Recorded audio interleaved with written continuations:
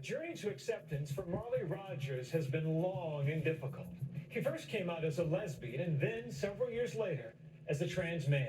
How he found love and support from a stand-in mother. Here's ABC's Gio Benitez.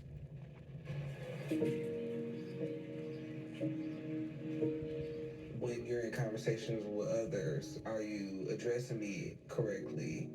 Pronoun-wise, identity-wise. Longing for love and approval, Marley Rogers' path to feeling accepted has been long and fraught with questions.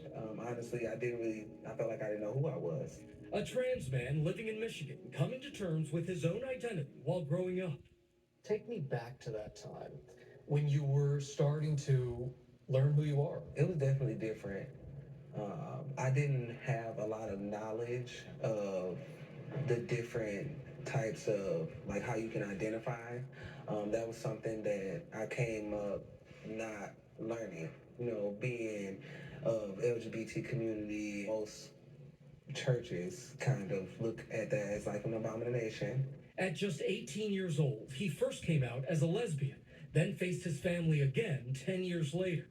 It was like I was already looked at differently because I was a lesbian at one point, and then now here I am and I come out as transgender, and it's like now that's just another thing to tack on what everyone was already processing. Feeling isolated, Marley sought help online and found an entire community ready and willing to help. That's when I kind of posted like a little bit of a backstory and just let everyone know that, I'll take support in all forms. Doesn't have to be a mom, a dad, whatever you want to be in my life, I'm open to that. The Facebook group Stand in Pride is a place for members of the LGBTQ plus community where allies offer to become their chosen family. Content creator Dan Blevins started it all with this video. If you are a same-sex couple that's getting married and you do not have biological parents there to support you, please let me know. There's parents that want to be there for you on your big day and will be your biggest fans. After this TikTok went viral, you decided to go ahead and start this Facebook group. I think it was like within a couple days, we had over 1,000 members. People were connecting immediately in there. I'd never done anything like that. That candid video from a member of the LGBTQ community sparking an online movement that has now grown into a thriving community of over 36,000.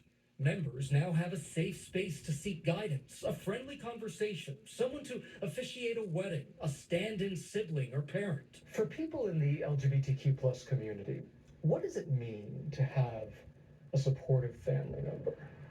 For a lot of them, it actually means the difference between life and death. An analysis by the Trevor Project estimates that almost half of LGBTQ youth contemplated suicide in the last year.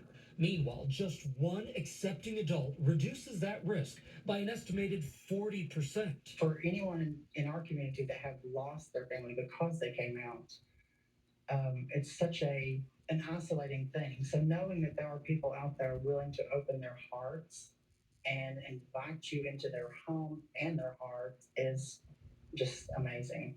James Harris and Alan Wilson were brought together by the group, generations apart, but both navigating coming out around the same time. You grow up and you feel like you just have this overt need to share and there's not anybody to share it to. It's like you have a piece of paper and you want to write something, but you don't have any pencils or pens or paintbrushes or whatever you can use. And that loneliness, is that what led you to post on the Stand in Families Facebook page?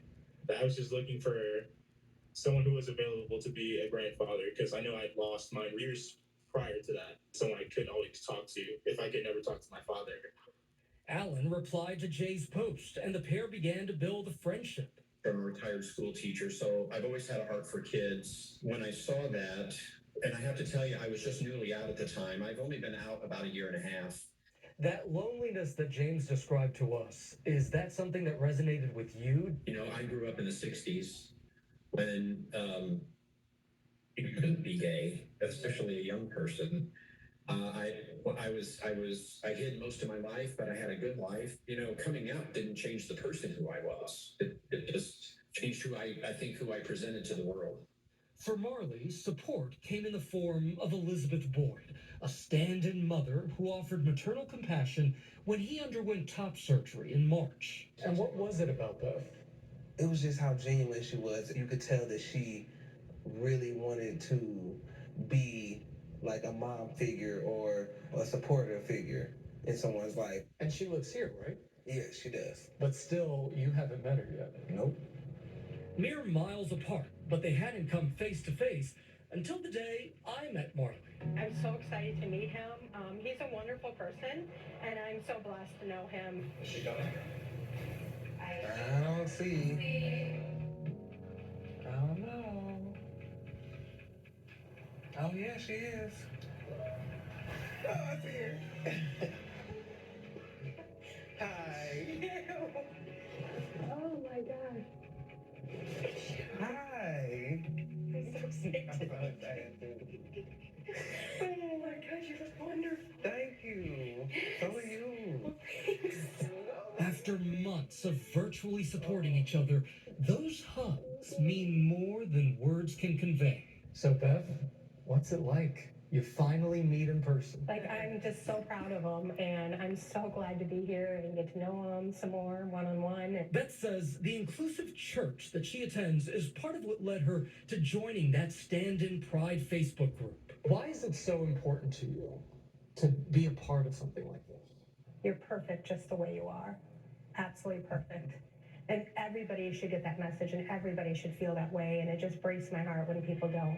For some, a comment on a post, a message on social media, or a phone call with a new friend can make all the difference. So I think it inspires me to just continue putting the word out there and hoping that anybody that has lost their family knows that we have a big family of over 30,000 people that are ready to take you in and love you. Don't bottle it up. Reach out for support. You're not alone.